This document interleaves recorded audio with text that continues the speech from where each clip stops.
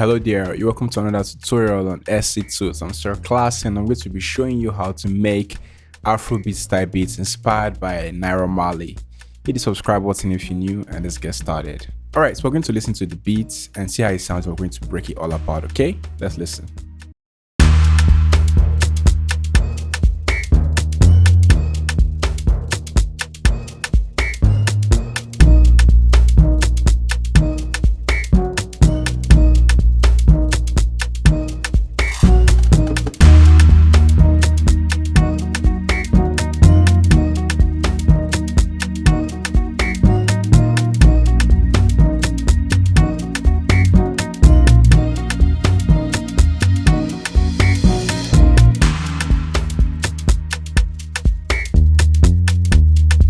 All right, so that's basically the structure of the beat, right? So let's start from the drums. I'm going to solo this right here.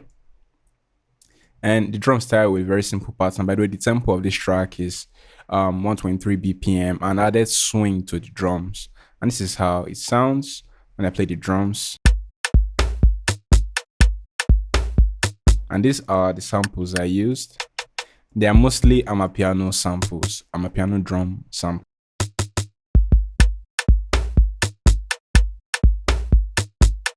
All right, so then I added a shaker loop, the classic 110 Afrobeat shaker loop. And then here I had added a whistle, right? So because a lot of Naira Marley's recent songs do have this whistle that comes in.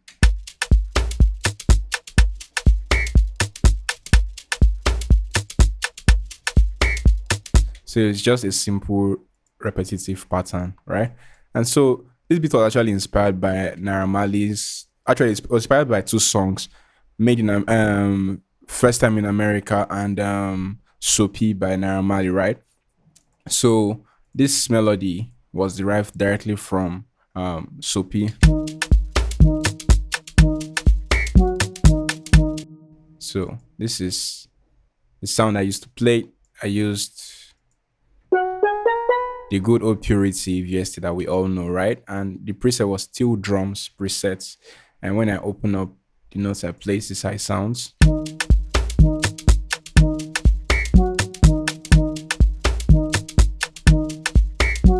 I didn't use this other half, I just took it out. It was supposed to sound a bit different, but I just wanted to have that repetitive pattern. And that's one thing to know about Naira Marley's style of beats. It has a very infectious and repetitive melody. The melody keeps repeating, doesn't change much. It keeps coming and coming and coming. And the chords are also usually very simple. So I layered it with this hit.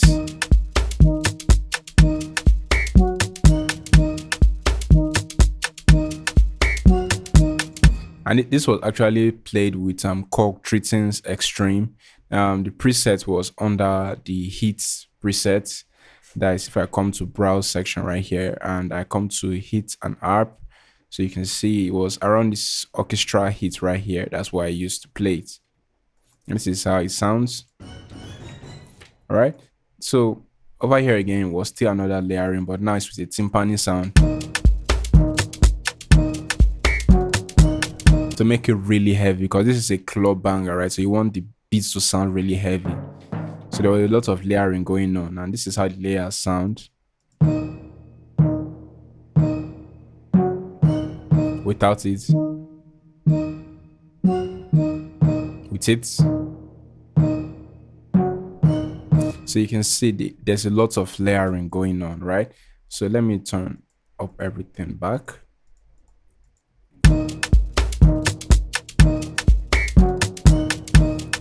Already giving you that soapy vibes, right? So then next we have our lead melody. Our lead melody was played with also Korg Treating Extreme, a guitar preset in Korg Treating, dynamic guitar, right? So and this is the notes played.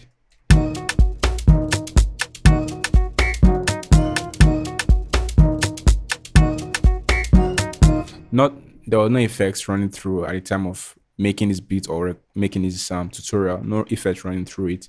And then before I went forward, I had to play a sweet bass line, right? And that's why I had this FM sub right here, which is like my favorite bass plugin right now. The FM sub in DX10.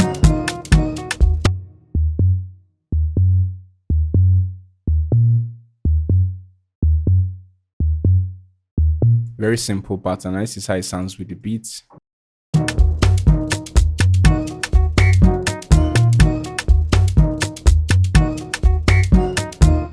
And then here we have a sub bass. I know it's not ideal to have both or two bass lines playing at the same time, but since I'm a mixed engineer, I knew how to control this, right? So this is how this sub bass sounds.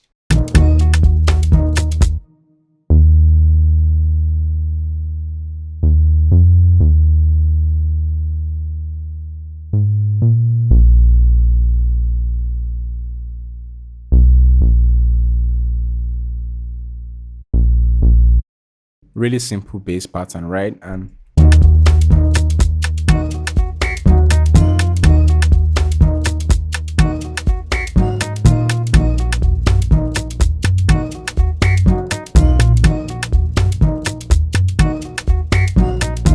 so I'm going to play one of my favorite parts in these beats for you right now. This was I actually thought of this part last minute.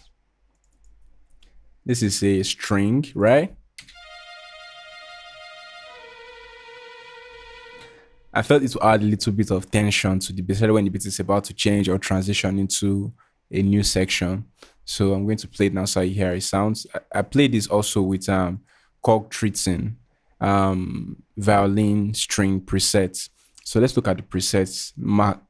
Marcato violins under on if you come to strings right here, it's under Marcato presets. You can also search for presets here if you like. So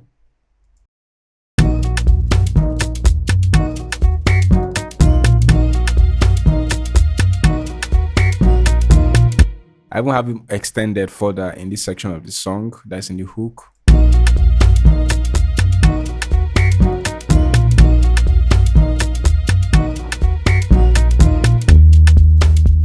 Just added this tension that I really like to the beats. And here we have more ambient stuff going on. The ambient melody.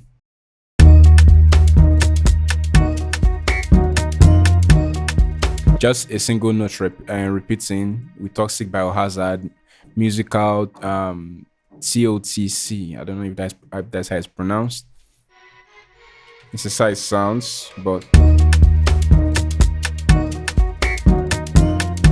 it adds this texture to the beats that I really like. So most times making beats is mostly about the texture, right? It's not always about creating new melody in every step because I'm basically just playing the same notes but with different sounds that just adds this feel and texture to the beat, right? And now we have our main part going on right here. Also with chord treatings, the preset I used was simple sine pad. It really goes almost unnoticeable. It doesn't have much of its own character. It just plays like a pad, just help uplift the vibe a little bit. Like you can almost not notice it.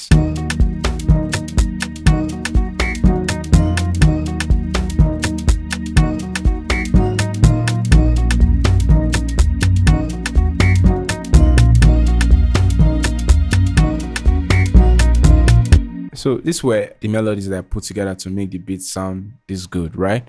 Now let's look at the transitions I used. I used mostly clap, reverb claps, crashes, and cymbals and a little bit of drum rolls for most of my beats, right? I don't go crazy on my transitions. And sometimes I also use silence as well. So this is the drum roll. I use the drum rolls from Verge Beats, right?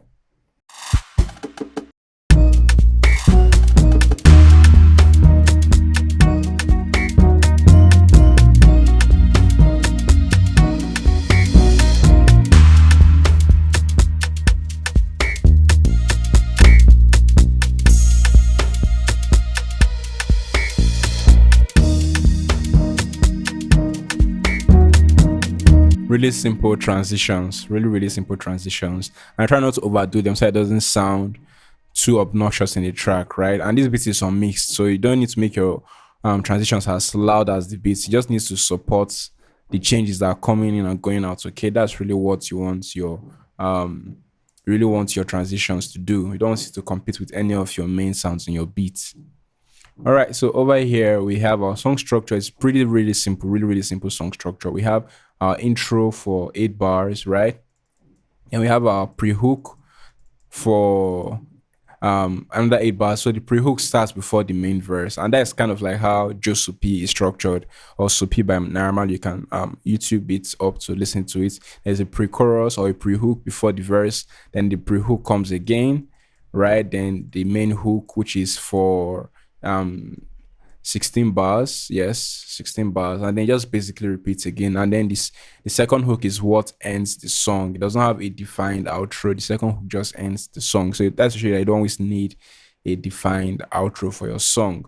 So we just have intro, pre-hook, verse, pre-hook, hook, second verse, pre-hook, hook, and it ends, right?